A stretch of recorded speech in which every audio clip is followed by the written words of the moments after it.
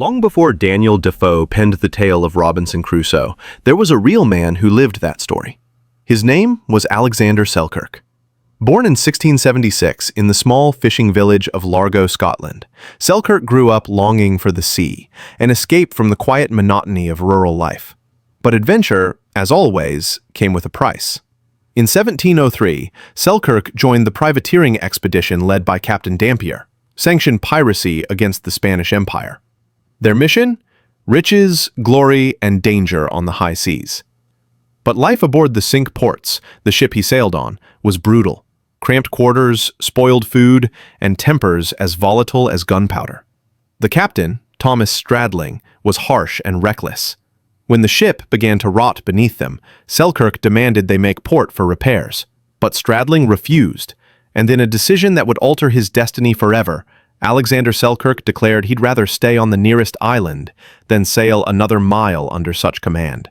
The island, a remote speck in the South Pacific known as Juan Fernandez, was beautiful yet merciless. Towering cliffs, dense forests, and a silence that soon became unbearable. At first, Selkirk believed rescue would come soon. He built a small camp by the shore and scanned the horizon daily for sails. But days turned into months, and months into years. His supplies dwindled. Hunger and thirst became constant enemies. He hunted goats for meat, tamed feral cats for companionship, and crafted clothes from their skins. To catch rainwater, he carved wooden troughs and stored it in coconut shells. His world became a cycle of survival, prayer, and madness. As years passed, the island became both his prison and his protector. He learned the language of the birds, the rhythm of the tides, and the whispers of the wind. He read his Bible daily, his only companion besides the animals. In his solitude, faith became his last anchor to sanity. Ships appeared occasionally, but most were Spanish, enemies who would hang him on sight. So he hid among the cliffs, praying to remain unseen. By the 6th year, he no longer feared death. He had become one with the island, a ghost of the world he once knew. In 1709, after 7 long years, salvation finally arrived.